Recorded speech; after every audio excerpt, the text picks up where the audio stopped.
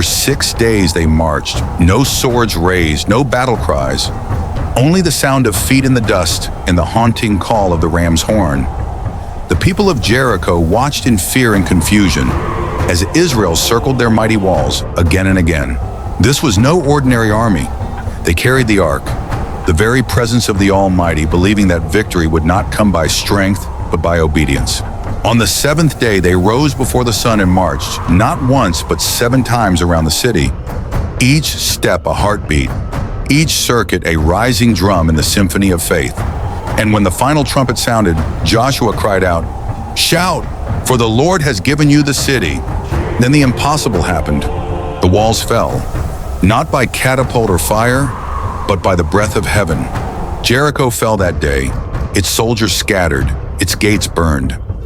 Yet among the ruin, mercy found one home, the house of Rahab, who had sheltered the spies. Her scarlet cord still hung in the window, and her family was spared.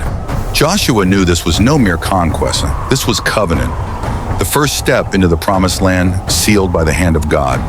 Before his people, Joshua declared, "Cursed be the man who rebuilds this city. At the cost of his firstborn shall he lay its foundation, and at the cost of his youngest shall he set up its gates." That night Israel rested, not in the shadow of walls, but in the promise of a faithful God. The name of Joshua spread through the land, and Jericho stood as a broken monument to the power of faith. And Joshua spoke a curse upon the ruins of Jericho, that none should rebuild what God himself had torn down. Thus began the conquest, not of ambition, but of promise. Fresh from victory, Israel turned to Ai, a lesser city, a lesser threat. Yet pride crept quietly into the camp, and Israel fled before her enemies. For among them, sin had taken root. Achan had taken what was forbidden from Jericho. Because of one man's greed, an entire nation stumbled. Sin was exposed, and justice was swift. The camp was cleansed, and once more, the Lord turned his face toward Israel. With obedience restored, victory returned. Ai fell, and the land trembled anew. Before they marched again, Joshua built an altar of uncut stones and wrote the law upon them. Every blessing, every curse was read aloud. For conquest without covenant is emptiness. Israel's strength was not in the sword, but in remembrance. From afar came travelers, humble and weary. They claimed peace, and Israel believed them. The leaders had not thus mercy was shown, and Gibeon was spared to serve within Israel's midst. Sought the Lord's counsel, yet a vow made before God could not be broken.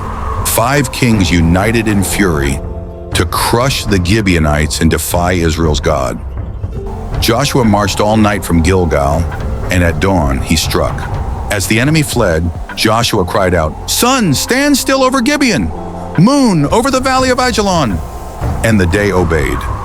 Never before, nor since, had there been a day when the Lord listened to the voice of a man. They who sought to destroy Gibeon now trembled in darkness. One by one, they fell beneath Israel's sword. From Hebron to Lachish, from Eglon to Gaza, the land yielded to the promise. The sun set on a day of victory, and the fear of Israel filled Canaan. But the north rose in defiance, a host as vast as the sand. Yet before the Lord even giants trembled. So Joshua took the entire land, the hill country, the Negev, the lowlands, and the mountains of Israel. At last the land rested from war. The promise to Abraham, Isaac, and Jacob had come alive in the soil beneath their feet. Each tribe received its inheritance, mountains for some, plains for others, but each portion was given by the hand of God. And Caleb said, "Give me this mountain. For 45 years I have waited for the promise." And the Lord was with him, and his strength did not fade. In every tribe a place of refuge was made, where the guilty might flee and justice could find its balance. At Shiloh the ark found rest, the center of worship, and the heartbeat of a nation now rooted in its promise. There he dwelled, the soldier of God, not in glory, but in peace. In his final days, Joshua spoke to the people, "Choose this day whom you will serve, but as for me and my house, we will serve the Lord." Thus ended the days of Joshua. The walls had fallen, the land was won, and faith had found its home. The walls that fell were not just of stone, but of doubt, of fear, and of all that stood against the promise of God. Joshua, servant of the Lord, died at 110 years. A generation of giants passed with him. Those who had seen the Red Sea split, the Jordan stop, and the walls of Jericho fall. Without Joshua, each tribe dwelt alone. Peace held, but so did complacency. And in the shadows, the old temptation stirred. A great altar rose beside the Jordan, and fear spread through Israel. But it was not an altar of sacrifices. It was an altar of remembrance, that future generations might not forget the Lord. Generation arose that knew not Joshua, nor the works God had done for Israel. The people turned from the covenant, and the Lord delivered them into the hands of their enemies. But when the people cried to the Lord, he raised a deliverer, Othniel, nephew of Caleb, a warrior of the old generation. Again Israel fell, and again a deliverer rose, Ehud, the left-handed warrior. And the land knew peace. Shamgar, with nothing but an ox goad, struck down 600 Philistines.